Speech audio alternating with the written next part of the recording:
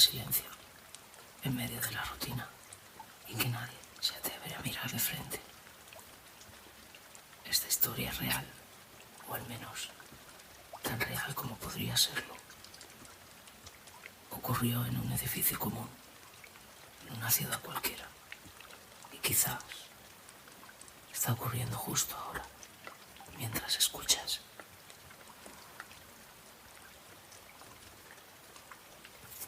Claudia era enfermera y vivía sola en el piso cuarto, la puerta B. Trabajaba turnos de madrugada, así que estaba acostumbrada a llegar a casa agotada, cuando el resto del edificio dormía. Una noche, mientras abría la puerta, escuchó un susurro en el pasillo. Un hombre, en voz baja, repetía: «No hagas ruido, no hagas ruido». Claudia no reconoció la voz. Pensó que tal vez sería un vecino hablando por teléfono, pero cuando giró, el pasillo estaba vacío. Los días siguientes, las cosas empezaron a volverse extrañas. Su correo aparecía abierto, aunque ella juraba no haberlo tocado. El espejo del baño estaba empañado al llegar, aunque llevaba horas vacío, y a veces sentía un olor extraño en la sala, como sudor y tabaco rancio. Una noche encontró algo aterrador, una colilla de cigarro aún tibia en su balcón. Claudia no fumaba. ¿Alguien había estado dentro?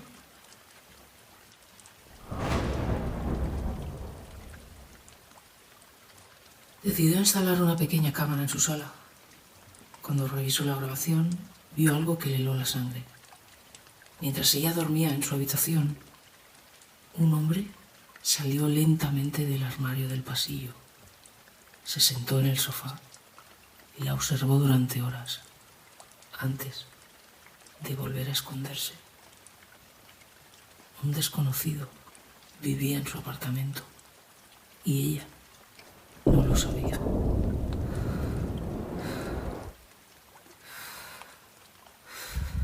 Con miedo llamó a la policía, pero cuando llegaron y revisaron cada rincón, no encontraron a nadie. «Señorita, quizá fue una broma. Instale cerraduras nuevas y no se preocupe», dijeron. Claudia no estaba tranquila.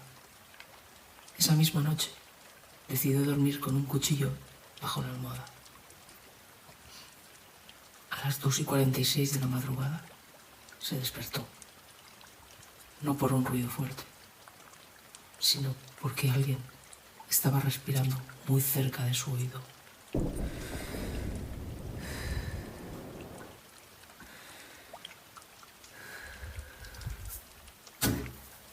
Claudia encendió la lámpara y lo vio. Un hombre en ropa interior, sucio, con los ojos desorbitados, agachado junto a su cama. Saltó hacia ella, pero Claudia gritó y lo apuñaló en el hombro.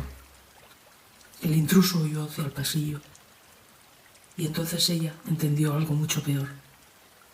El hombre no había entrado esa noche. El hombre llevaba meses viviendo allí, escondido entre los huecos del edificio, en el falso techo, en el armario, observándola dormir cada noche.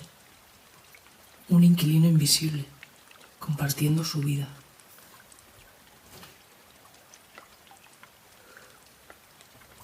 La policía finalmente lo atrapó. Se llamaba Mario, un indigente con historial de violencia. Había encontrado acceso por los huecos del edificio. Cuando lo detuvieron, llevaba una libreta. En ella había dibujos detallados de Claudia, de cómo se veía dormida, de cómo sonreía cuando hablaba por teléfono, de cómo se duchaba. Y en la última página, un dibujo de Claudia, con los ojos arrancados, rodeada de palabras: «Pronto seremos uno».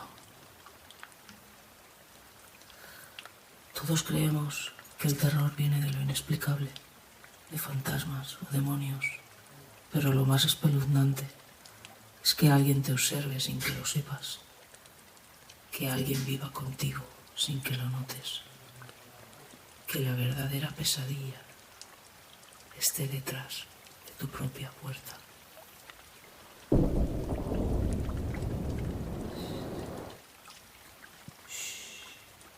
Miren detrás de ustedes, debajo de la cama. Y buenas noches.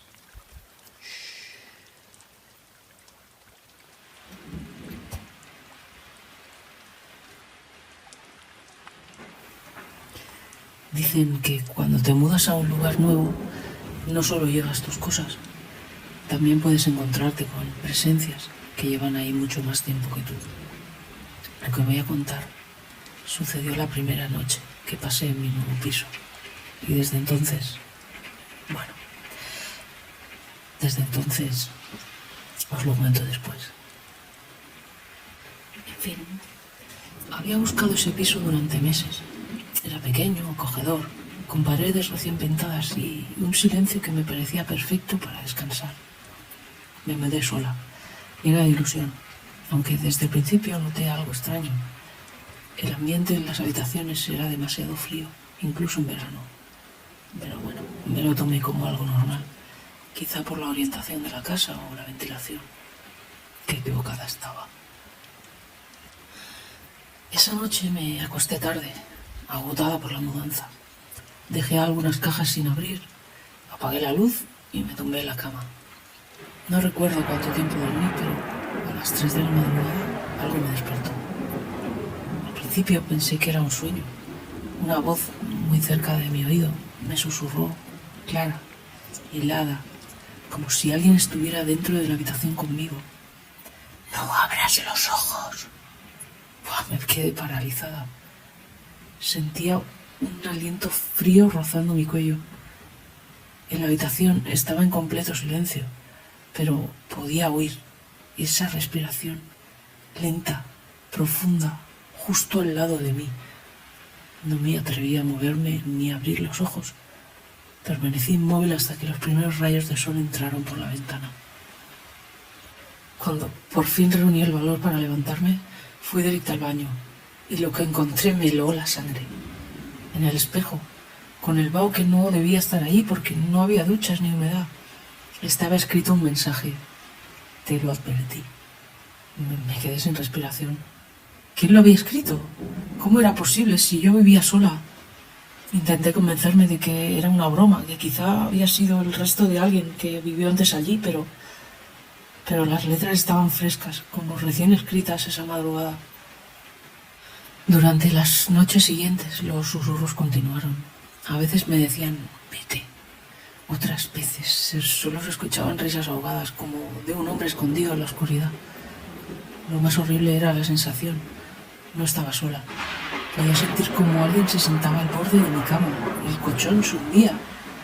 Yo me tapaba hasta la cabeza con la manta, rezando porque llegara la mañana. Una madrugada reuní el valor para abrir los ojos. La habitación estaba oscura, pero vi una silueta, alta, quieta, de pie junto a la puerta. No se movía, solo me observaba. Cuando parpadeé, ya no estaba allí. Decidí investigar. Le pregunté al casero si había pasado algo en el lugar. Al principio se negó a hablar, hasta que lo presioné. Me contó que hacía más de 10 años, el antiguo inquilino, un hombre joven, había aparecido muerto en esa misma habitación. Joder. Nadie supo qué ocurrió, pero los vecinos aseguraban que lo escuchaban hablar solo por las noches, como si respondiera a alguien que no estaba allí. Desde entonces, muchos habían intentado vivir en ese piso, pero ninguno duraba más de unos meses. Madre mía, no me extraña. Esa noche, mientras intentaba dormir, lo escuché otra vez, junto a mi oído. Te lo advertí. Me armé de valor, encendí la luz de golpe y en el espejo del armario vi reflejado claramente una figura detrás de mí. Un hombre, alto, con la mirada vacía. Me giré desesperada, pero no había nadie. Aquella fue la última noche que dormí allí. Al día siguiente empaqueté lo poco que había desembalado y me fui sin mirar atrás. A veces pienso que esa voz no quería asustarme. Quizá solo advertirme de algo peor que aún no había visto. Cada noche cuando intento dormir en mi nueva casa, no puedo evitar sentir que alguien sigue susurrándome al oído. En fin, intenten descansar. Buenas noches.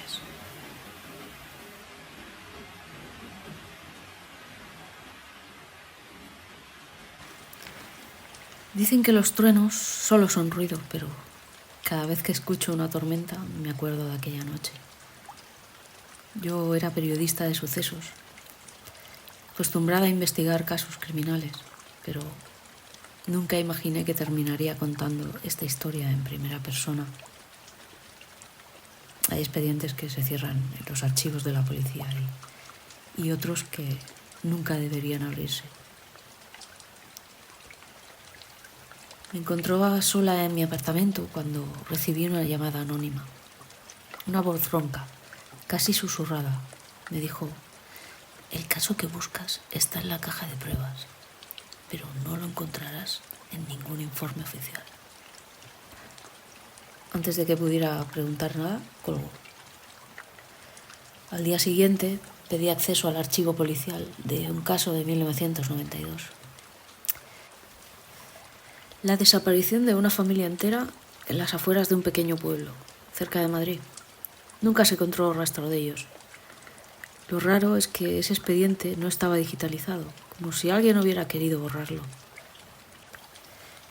Me entregaron una caja vieja de cartón con fotografías y notas manchadas y un diario cubierto de polvo. Ese fue el principio de mi error.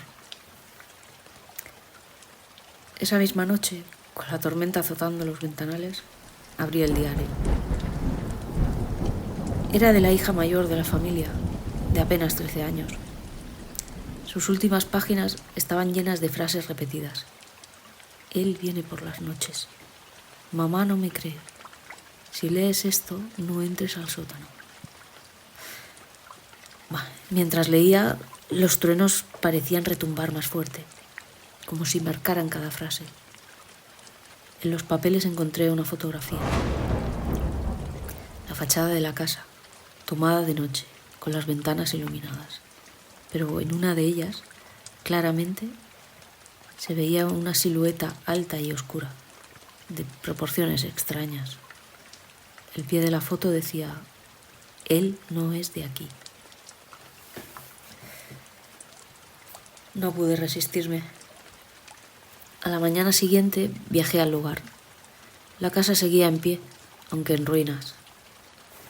Al entrar, el suelo crujía bajo mis pies y el aire olía a humedad y a hierro oxidado. En el salón encontré restos de una cena, platos rotos y un reloj detenido a las 2:17. Bajé al sótano con la linterna y ahí estaban símbolos dibujados en las paredes con algo que parecía ceniza y velas derretidas aún pegadas en el suelo. Entonces lo escuché, un llanto suave como el de una niña. Se me heló la sangre. Apunté con la linterna, pero no había nadie. Lo peor es que, al dar la vuelta para subir, la puerta del sótano estaba cerrada. Golpeé y grité hasta quedarme sin voz. La linterna parpadeaba. En medio de la oscuridad, una voz femenina susurró: él sigue aquí y ahora sabe tu nombre. Miré al suelo. El diario de la niña estaba abierto, pero las letras habían cambiado. En la última página, con tinta fresca, alguien había escrito mi nombre completo. Entonces sentí una mano helada rozar mi hombro. No recuerdo cómo, pero logré abrir la puerta y salir corriendo bajo la tormenta, empapada, con el diario apretado bajo mi pecho. Jamás volví a esa casa, pero lo que más me atormenta es lo que descubrí días después. Revisando las fotos que tomé en el sótano, en una esquina oscura se ve claramente una silueta, y sus ojos parecen mirarme directamente a mí, como si hubiera posado para la cámara. Pensé en tirar todo a la basura, olvidar el expediente, Pero anoche, mientras revisaba los audios que grabé aquella noche, escuché algo que no era mi voz. Entre mis respiraciones agitadas se escucha claramente a una niña diciendo: «Te advertí que no bajaras al sótano». Lo más inquietante es que lo repite una y otra vez, como un eco, y cada vez la voz suena más cerca. Y la última la escucho justo detrás de mí. Desde entonces, cada vez que hay tormenta no puedo dormir, como hoy, porque aprendí que algunos expedientes no se cierran, simplemente esperan. Y si alguna vez encuentras un diario olvidado, con páginas manchadas y frases repetidas, no sigas leyendo. A veces la curiosidad no trae respuestas, solo te convierte en la siguiente víctima de la historia. Buenas noches. Que descansen, si pueden.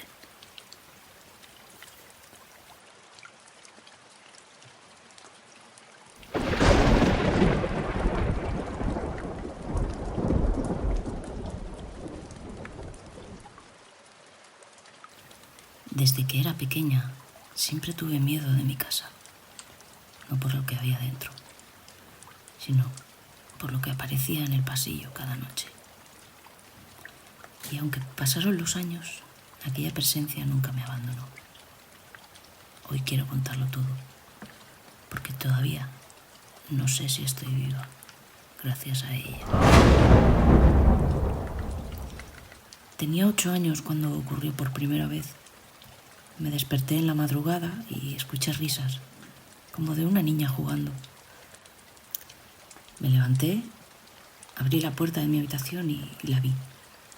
Una niña pequeña, sentada en el suelo del pasillo, con un vestido blanco y el pelo largo cubriéndole la cara.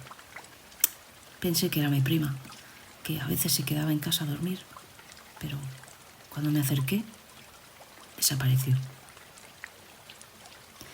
Al día siguiente llamé a casa de mis tíos y me dijeron que mi prima estaba enferma. No había salido de la cama en toda la noche. Ahí entendí que lo que vi no era ella. Las noches siguientes, la figura volvió a aparecer, siempre en el mismo lugar, justo en medio del pasillo. Si intentaba acercarme, desaparecía. Si cerraba la puerta de mi habitación, escuchaba pasos lentos, como de alguien arrastrando los pies frente a mi puerta. Mis padres nunca me creyeron. Decían que eran imaginaciones o pesadillas, pero yo sabía que estaba ahí, porque cada vez que la veía estaba un poco más cerca de mi habitación. Crecí, pero la niña seguía apareciendo. Una madrugada, con 15 años, reuní el valor para hablarle. Le dije: «¿Quién eres? ¿Qué quieres?». Ella levantó lentamente la cabeza y vi su rostro por primera vez. Era pálido, con ojos oscuros y una sonrisa que no parecía humana. Sentí tanto pánico que corrí a mi cama. Me tapé con la manta y no volví a abrir la puerta esa noche. Pero desde entonces ya no solo estaba en el pasillo. A veces la encontraba en el baño, en el salón, siempre mirándome, siempre en silencio. Con los años me mudé de casa. Pensé que todo quedaría atrás, pero estaba equivocada. En mi nuevo piso, la primera noche, me desperté con la sensación de que alguien me observaba. Encendí la luz y, madre mía, ahí estaba de nuevo, la niña, en el pasillo de mi nuevo hogar. Ya no era un recuerdo de infancia, era algo real, algo que me seguía a donde fuera. Hace poco decidí consultar a una médium. Le mostré fotos de mi casa, le conté lo que me ocurría. Ella se quedó en silencio un momento y luego me dijo algo que me heló la sangre. Esa niña no está en tu casa, no está en tu pasillo. Está dentro de ti, es tu reflejo, tu otra mitad. Y cada vez la ves más cerca, es porque está tomando tu lugar. Desde ese día, cada vez que me miro en el espejo tengo miedo, porque mi reflejo a veces no soy yo, a veces es ella. Si alguna vez sientes que te observan en tu pasillo, no te acerques, porque puede que no sea un fantasma, sino la parte de ti que quiere salir. En fin, que tengan dulces sueños. Buenas noches.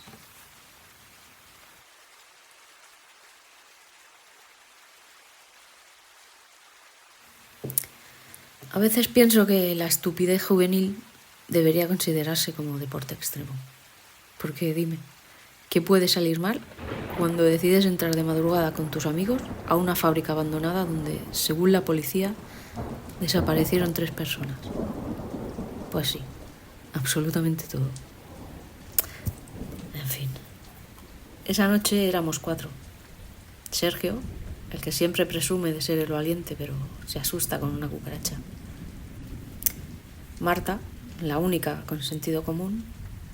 Dani, que graba todo para su canal de YouTube. Y yo, la idiota que dijo, venga, no pasa nada, si solo es una fábrica vieja. La fábrica llevaba cerrada desde los 90, cuando un trabajador mató a su jefe y después desapareció. Según la leyenda urbana, su grito todavía se escucha en las paredes. ¿Y qué hicimos nosotros? Exacto.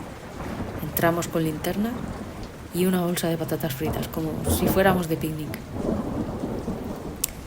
El lugar era enorme, con pasillos interminables y grafitis por todas partes. Al principio nos reíamos. Mira, un murciélago. Ah, no, que es Sergio. O Dani, si subes ese vídeo te haces viral. Influencer muere atacado por una paloma. Pero poco a poco las bromas se fueron apagando. Escuchamos un golpe metálico fuerte, como si alguien hubiera tirado un martillo. Sergio dijo, seguro que es Marta, pero Marta estaba a mi lado, agarrándome del brazo con los ojos como platos. Dani juraba que en la cámara se veía una sombra detrás de nosotros, pero cuando revisaba la pantalla no había nada. En uno de los pasillos encontramos un despacho intacto, papeles de escritorio amarillentos y en la pared huellas de manos negras, como manchadas con carbón. De repente, la puerta se cerró de un golpe. Marta gritó. Yo me caí al suelo de culo y Sergio, nuestro valiente, intentó abrir la puerta llorando. En ese silencio sofocante lo escuchamos. Un grito largo, metálico, como si alguien lo soltara desde dentro de una tubería. El sonido recorrió toda la fábrica y la linterna de Dani empezó a parpadear. Entonces, una carcajada grave salió del pasillo. Conseguimos salir corriendo del despacho. La cámara de Dani se cayó al suelo, pero seguía grabando. Lo que captó todavía me da escalofríos. Justo detrás de nosotros, una figura enorme, con un casco de obrero oxidado y un mazo en la mano. Caminaba lento. Nadie lo vio en persona, solo en la grabación. Al llegar a la salida, juraría que sentí un golpe fuerte en la espalda, pero no había nadie detrás. En mi camiseta apareció una mancha de polvo, con la forma clara de una mano. Salimos corriendo y juramos no volver nunca. Dani subió el vídeo a YouTube, claro. Y en los comentarios la gente decía que en varias escenas se veía claramente un obrero siguiéndonos, pero que nadie más lo mencionaba. Al principio lo tomamos como una leyenda urbana más, pero lo peor Lo peor pasó un mes después. Dani desapareció. La policía encontró su cámara en su habitación, grabando en bucle mientras él dormía. En el último minuto de vídeo, justo antes de que la cámara se apagara, se escucha un golpe metálico y un grito. El mismo grito que escuchamos aquella noche en la fábrica. Así que, ya sabes, haz urbex, graba vídeos, haz todas las bromas que quieras, pero nunca ignores un grito en un edificio vacío. Porque puede que la leyenda solo necesite a alguien nuevo para seguir viva. Y la próxima vez puede que seas tú. Buenas noches.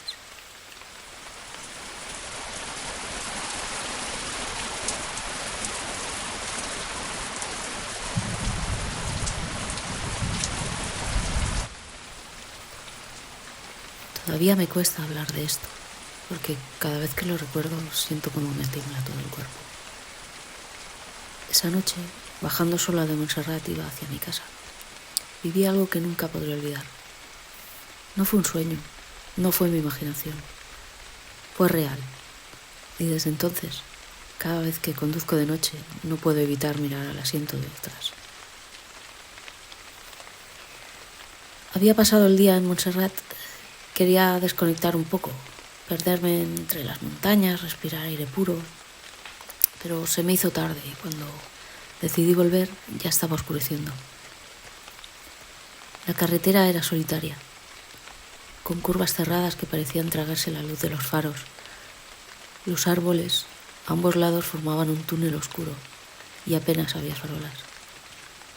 Encendí la radio, pero ninguna emisora, solo ese ruido estático, un zumbido molesto que me hizo apagarla. Al poco tiempo de conducir, empecé a sentir una incomodidad extraña, como si no estuviera sola.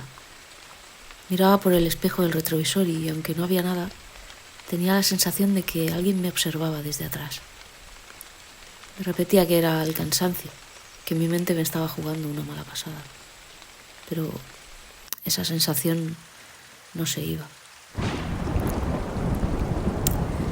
En una curva reduje la velocidad porque vi algo a un lado de la carretera. Una figura blanca, inmóvil, de pie junto a la cuneta. Parecía una mujer con el rostro inclinado hacia abajo, como si esperara algo. Mi corazón empezó a latir con fuerza. Dudé si detenerme por si necesitaba ayuda, pero cuando pasé justo junto a ella, levantó la cabeza. Su rostro estaba completamente pálido, la piel hundida y sus ojos negros, completamente negros. Grité y giré el volante por instinto. El coche se tambaleó, casi salgo de la carretera. Cuando logré estabilizarme, miré por el retrovisor, pero ya no había nadie, solo vacío. Entonces giré la cabeza hacia el asiento del copiloto y ahí estaba, sentada a mi lado. El aire dentro del coche se volvió helado de repente. Sentí como si me hubieran metido en un congelador. La mujer no se movía, solo me miraba. Sus ojos negros parecían atravesarme y, aunque no abría la boca, escuchaba una respiración fuerte y regular, como un silbido que llenaba todo el coche. El cristal comenzó a empañarse, como si hubiera muchas personas respirando al mismo tiempo. Intenté decir algo, pero no me salió la voz. Estaba paralizada. Entonces, la radio, que había dejado apagada, se encendió sola. Una voz femenina, distorsionada, repetía una y otra vez: "No me dejes aquí, no me dejes aquí". Mis manos temblaban en el volante, pero seguía conduciendo sin atreverme a mirar de frente. Llegamos a una curva peligrosa, una de esas que bordean el barranco, y fue entonces cuando la figura lentamente levantó la mano y señaló hacia el vacío. De pronto el coche comenzó a vibrar, como si algo invisible lo empujara hacia la cuneta. El volante tiraba solo, intentando sacarme de la carretera. Frené con todas mis fuerzas. Cerré los ojos esperando el impacto y de repente el silencio. Cuando abrí los ojos, la mujer había desaparecido. El coche estaba detenido en medio del asfalto, pero justo frente a mí había un montón de flores marchitas y velas apagadas en el borde de la cuneta. Era un altar improvisado. Supe entonces que no era la primera vez que alguien veía a esa mujer. Más tarde descubrí que en esa curva, hacía años, una joven había muerto en un accidente de tráfico. Testigos aseguraron que antes de morir repetía una y otra vez: no me dejen aquí sola. Esa noche, al llegar a casa, me prometí olvidar lo sucedido, pero al bajar del coche vi algo que me hizo perder la calma. En el asiento del copiloto había un mechón de cabello oscuro, húmedo, que no era mío. Lo toqué y olía a tierra mojada. Desde aquella noche, cada vez que paso por esa carretera, rezo en silencio, porque comprendí algo. No todos los fantasmas quieren hacerte daño. Algunos solo piden que no los olvidemos. Pero aún así, si alguna vez bajas sola de Montserrat de noche, no te detengas. Puede que alguien esté esperando a que la lleves de vuelta a casa. No me dejes aquí. No me dejes aquí.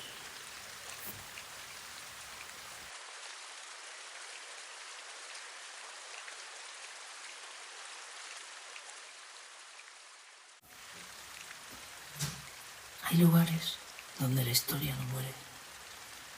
Edificios donde las paredes guardan más que recuerdos.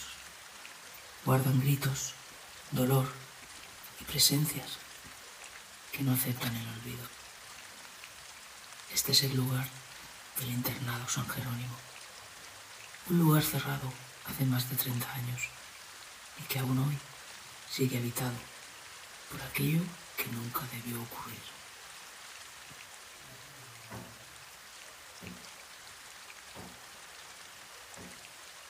El internado San Jerónimo fue fundado en 1950. Albergaba a más de 200 niños, pero en 1989 un incendio destruyó gran parte del edificio. Los supervivientes aseguraban haber visto sombras corriendo entre el humo.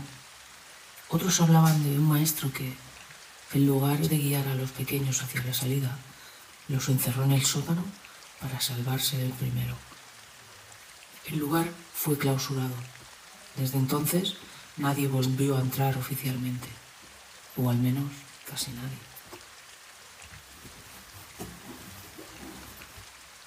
En 2015, un grupo de jóvenes investigadores paranormales decidió pasar una noche en el internado. Querían grabar psicofonías y comprobar si las leyendas eran ciertas. Entraron con cámaras, grabadoras y sensores de movimiento. Durante la primera hora todo parecía tranquilo, hasta que uno de ellos, Sofía, señaló un corredor oscuro y dijo: «Hay alguien ahí parado». El resto miró. Nada. Pero en la cámara sí había una figura de pie, inmóvil, observándolos.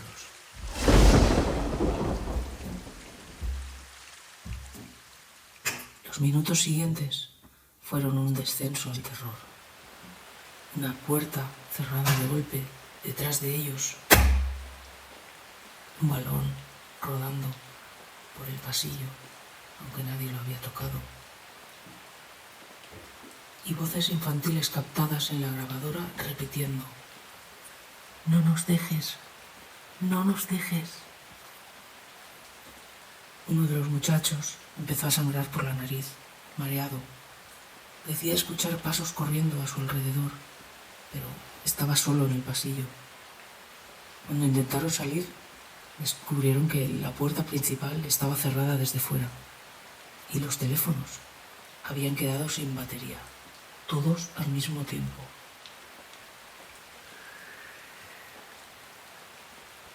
En su desesperación bajaron al sótano. Lo que encontraron allí heló su sangre. Había pupitres alineados, cubiertos de ceniza, como si el fuego se hubiera detenido en ese instante.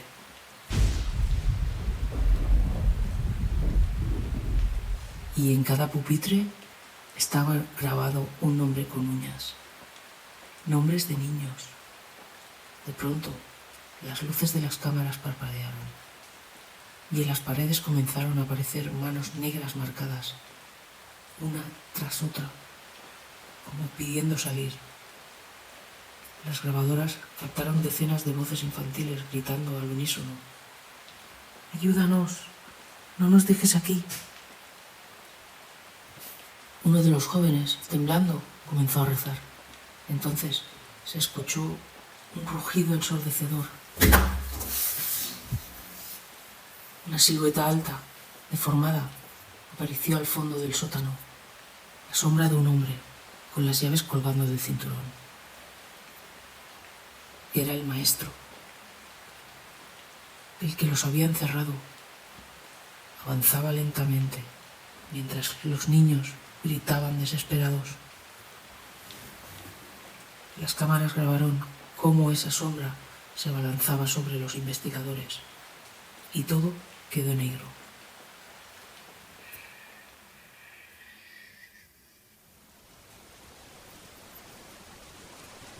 Al día siguiente, la policía encontró el equipo de grabación frente al portón del internado.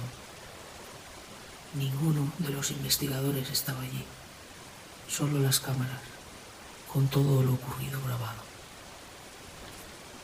El caso se cerró como personas desaparecidas, pero lo perturbador fue que en las últimas imágenes, antes de apagarse, se ve claramente a los jóvenes sentados en los pupitres del sótano, inmóviles, y detrás de ellos el maestro cerrando la puerta con llave.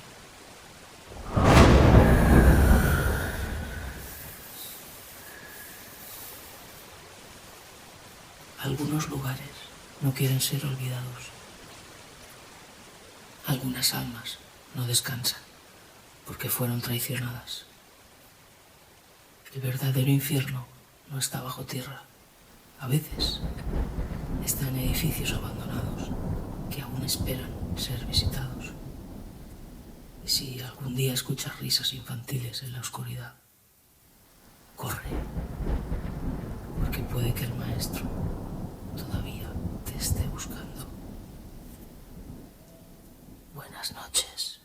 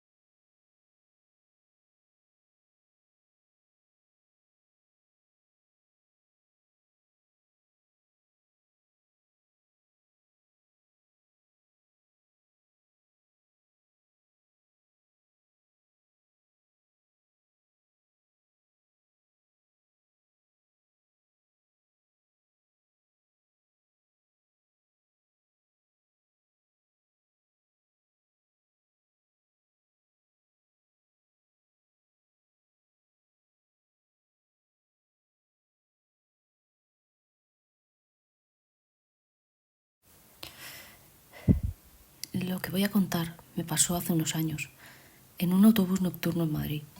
Nunca lo he olvidado y todavía me da miedo recordarlo. Era pasada la medianoche y subí en autobús casi vacío. Solo había una señora mayor sentada cerca del conductor. Me senté atrás pensando en llegar rápido a mi casa. En la siguiente parada subieron 3 personas. Se sentaron juntas en el centro y fue entonces cuando me di cuenta de algo extraño.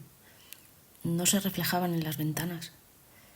No sé, me puse nerviosa y quise cambiarme de asiento, pero en ese momento sentí una mano en mi brazo.